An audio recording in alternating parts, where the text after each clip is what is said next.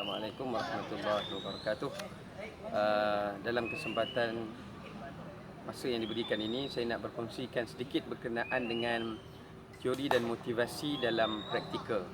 Kebiasaannya kita tengok program-program motivasi pada hari ini dia lebih kepada penekanan teori ataupun menyuntik semangat dengan menggunakan kaedah motivasi, tetapi tidak ada implementasi daripada teori dan motivasi itu dengan melalui praktikal.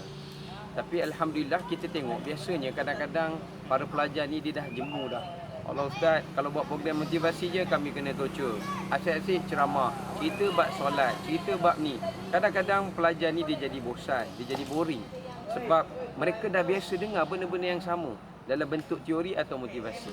Sebenarnya kalau kita lihat pada peringkat golongan remaja ni, anak-anak kita tengok bersemangat dia tu di belakang sana tu, memanah dengan suara dan sebagainya. Kalahkan bunyi anak panah lagi. Nak ceritakan bahawa kanak-kanak zaman sekarang dia dapat menerima nasihat, motivasi ataupun sebarang teori yang diajarkan. Tapi dengan melalui kaedah di sana disampaikan teori dan motivasi atau nasihat itu dalam bentuk praktikal. Dia ada sukan, dia ada permainan. Jadi dia rasa benda nasihat atau teori atau motivasi itu disampaikan kepada mereka secara santai. Contohnya kita tengok hari ini, anak-anak kita, adik-adik kita sedang memanah. Dalam keadaan mereka nak memanah, ada sukan, ada aktiviti. Jadi mereka suka sebab ialah masa kanak-kanak ni tenaga mereka banyak. Mereka suka dalam bentuk tu. Tapi dalam keadaan mereka memanah, kita selitkan, jadikanlah ianya sebagai satu dari sunnah Nabi SAW, ataupun kita tanamkan dalam diri mereka keazaman mereka supaya mereka juga menjadi seperti seorang sahabat Sa'ad bin Abi Waqqas radhiyallahu taala anhu. Jadi dalam keadaan mereka bersukan juga, tapi mereka faham selama ini yang mereka suka memanah ni rupanya sunnah Nabi, ataupun kerana mereka nak menjadi seperti seorang sahabat yang bernama Sa'ad bin Abi Waqqas.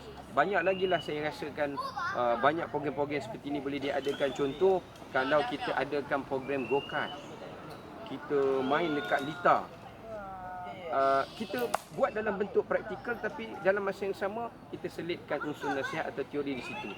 Contohnya, dalam keadaan budak-budak pelajar main go-kart di Lita itu, kita boleh ajarkan, anggapkan main kereta ini seperti kita bermusafir. Secara tak langsung kita boleh ajar dia dalam keadaan dia bersukan go-kart itu, mungkin kita boleh ajar doa menaiki kenderaan, ada adabnya, apa bacaannya, kemudian apa akhlak dalam memandu. Kemudian kita boleh ajar dia tentang jamak qasar dan sebagainya. Secara tak langsung dia happy bersukan, tapi dia dapat ilmu. Jadi pelajar-pelajar ni dia akan rasa pendekatan itu lebih mesra, pendekatan itu lebih santai kepada mereka. Dan ini juga bersesuaian dengan hadis Nabi sallallahu alaihi wasallam. Nabi ada menyatakan kepada Sayyidina Ali radhiyallahu taala anhu, khatibun nas ala qadari uqulihim. Kita sampaikanlah satu nasihat kepada seseorang itu berdasarkan tahap dan kadar pemikiran dan akalnya. Dan kita tengok di barisan sana pun setiap para pelajar dibahagikan mengikut kepada tahap umur, kerana kemampuan mereka berbeza, kefahaman mereka berbeza. Jadi sekurang-kurangnya apa yang disampaikan itu menyerap masuk dalam hati dan mereka faham dengan akal mereka, supaya benda ini lebih berkesan daripada program motivasi atau teori yang biasa-biasa diadakan pada hari ini. Wallahu ta'ala, sekian sahaja. Assalamualaikum warahmatullahi wabarakatuh.